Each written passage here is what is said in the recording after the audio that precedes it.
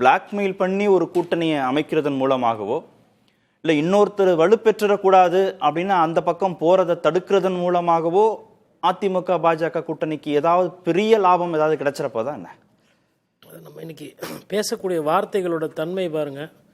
அழுத்தம், ப்ரெஷரு, மனவேதனை, பிளாக்மெயிலு, டெல்லி, இதில் எங்கேயுமே மக்கள் பிரச்சனை, மக்களோட தேவைகள், ஆட்சி வேணுமா, ஆட்சி மாற்றம் இருக்கணுமா, ஆட்சி தொடரணுமா அப்படிலாம் இல்லை. இப்போ நான் எப்படி புரிஞ்சுக்கிறேன்னா, டெல்லி பாஜக இல்லை காங்கிரஸ் எல்லா காலத்துலையுமே அவங்க ஒரு சில அரசியல் அழுத்தம் இல்லை அரசியல் முயற்சிகள் எடுத்திருக்காங்க. இது புதுசு கிடையாது. உதாரணத்துக்கு மத்திய பிரதேசில் ஐயா சிவராஜ் சிங் சௌஹான் தான் முதலமைச்சராக வருவார், ஆல்ரெடி 2 வாட்டி முதலமைச்சராக இருந்தார் அப்படின்னு சொல்லிட்டு அவர் பேரை வைத்து தான் ஒரு தேர்தலே சந்தித்தது பாரதிய ஜனதா கட்சி. ஆனால் புதுசாக அங்கே மோகன் யாதவ்னு ஒருத்தரை யாருன்னு தெரியாத ஒருத்தர் எடுத்து முதலமைச்சராக போட்டாங்க. இது மாதிரி நிறைய விஷயங்கள் பிஜேபி பண்ணியிருக்கு. இப்போ ஒரு அடிப்படையில் ஒரு கட்சிக்கு தேவைன்னு பார்த்தீங்கன்னா, இல்லை அது கட்சிக்குள்ள பண்ணுறாங்க, அவங்க கட்சிக்குள்ள பண்ணிக்கிறாங்க. அடிப்படையில் ஒரு கட்சிக்கு ஒரு அரசியலுக்கு எது தேவைன்னு பார்த்தீங்கன்னா, ஃபஸ்ட்டு மக்களோட தேவைகள், மக்களோட பிரச்சனைகள், இல்லை மக்களோட நம்பிக்கை, இந்த 3மே ஒரே சப்ஜெக்ட் தான், மக்கள் நலன். இதுக்குள்ளேயே pro incumbency, anti incumbency cover ஆகிடும். அதாவது மக்களோட கோபமும் கவர் ஆகிடும், மக்களோட நம்பிக்கையும் அதில் கவர் ஆகிடும். இது ஃபஸ்ட்டு ரொம்ப ரொம்ப முக்கியம் ஒரு கட்சி ஆட்சிக்கு வரணும். இரண்டாவது ரொம்ப முக்கியம் எதுனா கட்சியோட கட்டமைப்பு. இப்போது உங்களுக்கு முதல்வர் வேட்பாளர் இல்லாமலே கம்யூனிஸ்ட் கட்சி சித்தாந்தத்தையும் மக்கள் அரசியலையும் பேசி கட்சி கட்டமைப்பை வச்சு ஆட்சிக்கு முதலமைச்சர் அப்புறம் சொல்லியிருக்காங்க. ஆனால் தாவேகாக்கு இருக்கிற ஒன்று இந்த 3ஆவதாக இருக்கிறது அந்த பிராண்டு, முதல்வர் முகம். இந்த ஒன்று தான் அவங்கக்கிட்ட ஃபஸ்ட்டு இருக்கிற விஷயம். அதை வச்சுக்கிட்டே அவங்க எல்லா அரசியலும் பண்ணிகிட்டு இருக்காங்க. இதில் இப்போ என்ன சொல்கிறாங்கன்னா, டெல்லி தலையிட்டு கெடுத்து விட்டுச்சு. சரி, டெல்லி தலையிடுது, கெடுக்குது. டெல்லி கெடுக்கிறவரெலாம் நீங்கள் ஏன் கெட்டு போகாமல், நீங்கன்னா பாலா? டெல்லி ஒரு லெமன் வந்தோன்னா தயிர் ஆகிடுவீங்களா? நீங்கள் கெடாமல் இருக்க வேண்டியதானே? ஏன் அமித்ஷா டெல்லியிலேருந்து புறப்பட்டு அதிமுகவோட கூட்டணி வைக்கும்போது நீங்கள் என்ன குழந்தைங்களோட சேர்த்து கில்லி தாண்டம் ஆடிக்கிட்டு இருந்தீங்களா? அரசியலுக்கு வந்துட்டீங்க, கூட்டணி அமைக்கணுன்றது ஒரு அடிப்படை. இது கூட தெரியாதா? இது கூட தெரியாமல் என்ன அரசியல் பண்ணுறீங்க? இங்கே தானே இருந்தது, அதிமுக சும்மா தானே இருந்தது. சரி, இப்போ கூட என்ன கெட்டு போச்சு? தேசிய முற்போக்கு திராவிட கழகம் கூட்டணி இல்லாமல் இருக்குது. ஐயா பெரியவர் மருத்துவர் ராமதாஸ் அவரும் தனியாக தான் இருக்கிறாரு. ஓபிஎஸ்க்கு எங்கே போகிறதுன்னு தெரியாமல் இருக்கிறாரு. இவங்களெல்லாம் சேர்த்து வச்சு ஒரு கூட்டணி இது பண்ணுங்களேன். இதுக்கும் டெல்லி தான் காரணமாக எதுக்கு? அதாவதுங்க, மக்கள் வண்டியில் போகிறாங்க, பெட்ரோல் டீசல் விலை கூட இருக்குது, வரிச்சுமை அதிகமாக இருக்குன்னா டெல்லி காரணம். இன்சூரன்ஸ் காசு அதிகமாக போகுது, மக்களோட பணம் வரி தீவிரவாதம் இந்த நாட்டில் இருக்குன்னா டெல்லி காரணம்.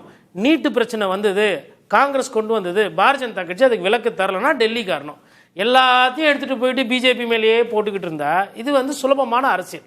பிரச்சனை தாவேகாவோட பேச்சு நடத்துறாங்க, ஒரு வேளை சேர்ந்தாலும் சேரலாம் அப்படின்னு பேச்சுவார்த்தை வரும்போதே உடனடியாக அதிமுக பாஜக கூட்டணி அமையுது.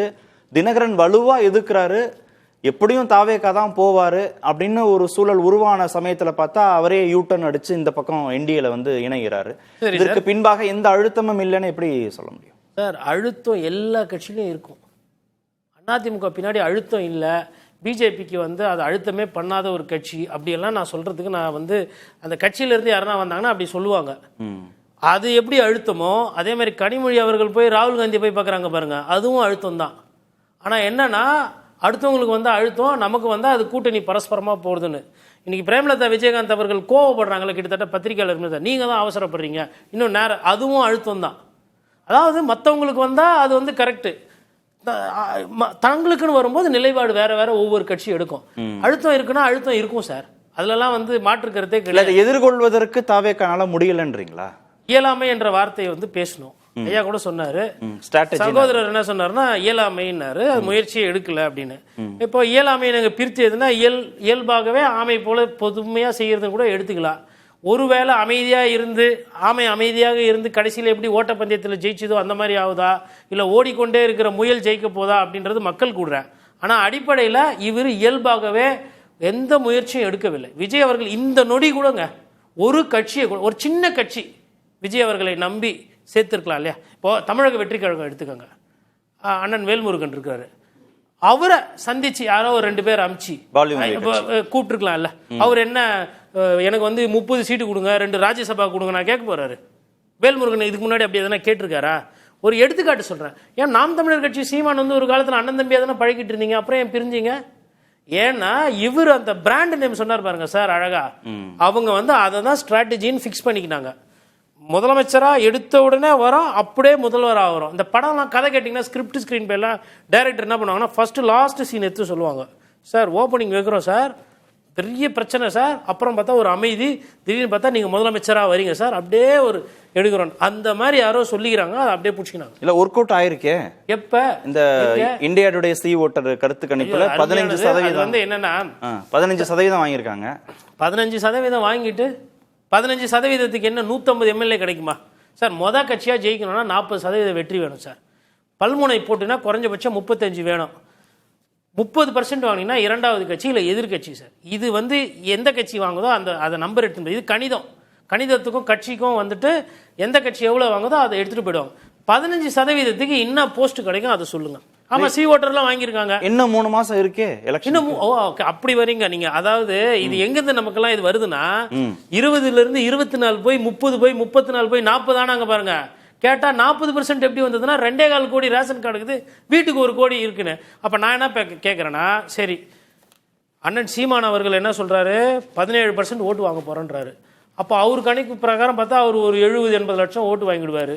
அதிமுக 2 கோடி தொண்டர்கள் இருக்கிறாங்களா, திமுக 2 கோடிக்கு மேலேயே போயிடுச்சு. ஏன்னா இப்போ ஆளுகின்ற கட்சி அவங்க ஒரு 2 கோடி, வன்னிய சொந்தங்கள் ஒரு 1 கோடி இருக்கும், அப்புறம் பிரேமலதா விஜயகாந்த், இப்படி எல்லாம் போட்டால் தமிழ்நாட்டோட ஜனத்தொகை 25 கோடி வருது. கேட்குறான் நம்புற மாதிரியா இருக்கு இதெல்லாம். அதனால அதாவது இன்னொன்று, அந்த தொழில் என்னன்றது எனக்கும் தெரியும், இந்த சர்வேக்கு அதெல்லாம். ஏன்னா நானும் அதில் ஈடுபட்டிருக்கேன், நான் செஞ்சிருக்கேன், ஒரு பத்திரிகையாளர் தெரியும். நிறைய நேரத்தில் நேர்மையாக நம்பிக்கையாக எடுத்தவங்க அந்த ரிசல்ட் தப்பாக போய் லைவ்லேயே அழுததெல்லாம் இருக்குது. அதை வந்து நம்ம அப்படியே எடுத்துக்க முடியாது. அதில் ஒரு சில பேராமீட்டர்ஸ் இண்டிகேட்டு கரெக்டாக வரும், ஒரு சில பேராமீட்டரு தப்பாக வரும். அது மக்கள் பார்வைக்கு இன்னைக்கு ஒரு நாள் பேசு பொருள்.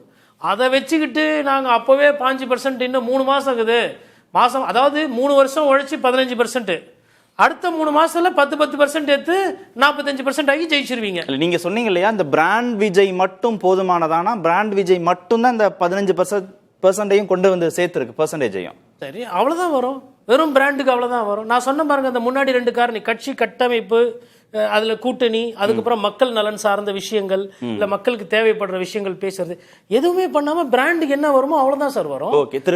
சார் இன்னும் ஒரே ஒரு விஷயம் வந்து அதுல என்ன சொல்ல வரலன்னா, இந்த ஸ்ட்ராட்டஜியாக பார்க்கிறேன்னு சொல்றாங்களா, அமைதியா இருக்கிறது, அது வந்து வேற. பாவம் ஐயா பெருமாள் மணி அவர்களை கண்டிப்பா வாழ்த்தணும். ஏன்னா அவர்களே என்ன சொல்றதுன்னு தெரியாம இருந்தப்போ அவர்களுக்காக ஒரு நல்ல விஷயத்த சொல்லி கொடுத்துருக்காரு. நல்ல முயற்சி, அந்த கட்சியும் நல்லா வரட்டும். ஆனா இப்படி உழைக்காம பேசாம இருக்கிறதெல்லாம் ஸ்ட்ராட்டஜின்றது புதுசா இருக்கு. இது கேளுங்க, இது கேட்க இல்ல, இதுக்கு மேல என்ன நான் சொல்றதுனே தெரியல. உழைக்காம இருக்கிற உழைக்காம, அதாவதுங்க இப்ப நீங்க குறிப்பிட்ட மாதிரி தாங்க, சி ஓட்டர் வந்து இந்தியா முழுக்க ஒரு நம்பகமான ஒரு இது. இந்தியா டுடே வந்து அவங்க ஒவ்வொரு பீரியடாவும் எடுக்கிறாங்க. இன்னொன்னு ஒப்பிட்டு வேற சொல்றாங்க, கடந்த முறையோட எப்படி இருக்குன்னு ஒப்பிட்டு சொல்றாங்க. இப்ப இன்றைக்கு, அதாவது இன்றைக்கு ஒரு நம்பகமான நிறுவனம் வந்து ஒரு 15% இப்படி, அதுவும் அவங்க வந்து எப்படி ஒப்பிடுவாங்கன்னா, இப்ப பாராளுமன்ற தேர்தல் நடந்தா யாருக்கு வாக்களிப்பீங்க அப்படின்னா அந்த கொஸ்டினே அப்படிதான் இருக்கும், சட்டமன்ற தேர்தலுக்கானது. அது இல்ல, இப்போ கடந்த அப்போ இப்படியாப்பட்ட நேரத்திலேயே அவங்க இப்போ ஒரு 15% வந்திருக்காங்கன்னா, நம்ம ஒரு உண்மையை மட்டும்தான் சொல்லியிருக்கோம். இந்த இந்தியா டுடே சி ஓட்டர்ல டிவிகேக்கு 15% பாதி உண்மையை தான் சொல்லியிருக்கோம்.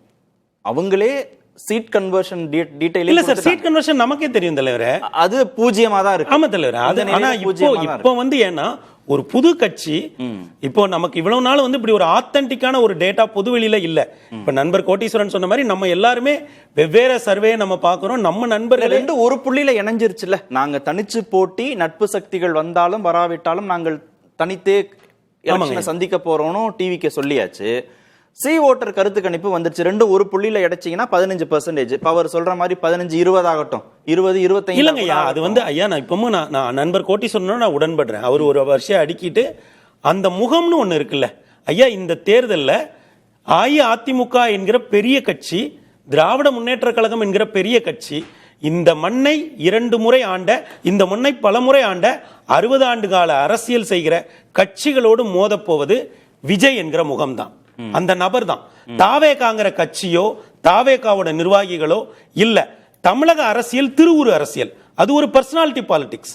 இந்த மண்ணில் ஐயா எம்ஜிஆருக்காக ஒரு வாக்கு விழுந்திருக்கு, ஐயா கலைஞருக்காக வாக்கு விழுந்திருக்கு, ஜெயலலிதா அம்மாவுக்காக விழுந்திருக்கு. அதே போல இந்த பர்சனாலிட்டி பாலிடிக்ஸ் ஒன்று இருக்கு இல்லைங்களா? இப்போ நண்பர் குறிப்பிட்டார்ல, இடதுசாரி தோழர்கள் போல ஏழை எளியவர்கள் பக்கம் நின்றவர்கள் யாருமே கிடையாது. ஆனால் அவர்களால் தமிழ் மண்ணுக்கு ஏற்ற ஒரு பர்சனாலிட்டியை கட்ட முடியல. அப்படி கட்ட முடியாம போனதுனால தான் இன்றைக்கு இந்தியா முழுக்க ஆளுகிற கட்சிகளே கூட தமிழ்நாட்டில் திணறாங்க. அப்படி பார்க்கிற பொழுது இந்த பர்சனாலிட்டி பாலிடிக்ஸ் பதப்பட்ட அதற்கு பக்குவப்பட்ட தமிழ் மண்ணில் நிச்சயமாக ஐயா விஜய்ங்கிற இந்த முகம் வந்து 2026 தேர்தலில் கரெக்ட். நீங்க ஒரு இடத்தை மிஸ் பண்றீங்களா? அது சேச்சுரேஷன் பாயிண்ட்டுக்கு வந்துடுச்சு, இதுக்கு மேல அதனால லாபம் இல்லைன்னு சொன்னாங்கல்ல, அது வந்து உச்சத்தை தொட்டுருச்சு. ஐயா சேச்சுரேஷனுக்கு வருதா இல்லையாங்கிறது இல்லங்க ஐயா. இப்பதான் சின்னம் கிடைச்சிருக்கு, இன்னும் தேர்தல் இருக்கு, பிரச்சாரம் இருக்கு, என்ன பண்ண போறாங்கிற விஷன் இருக்கு. ஏன்னா இன்னைக்கு வந்து அரசியல்ங்கிற ஐயா அன்றாட பிரச்சனைகளை பேசுறது இல்ல.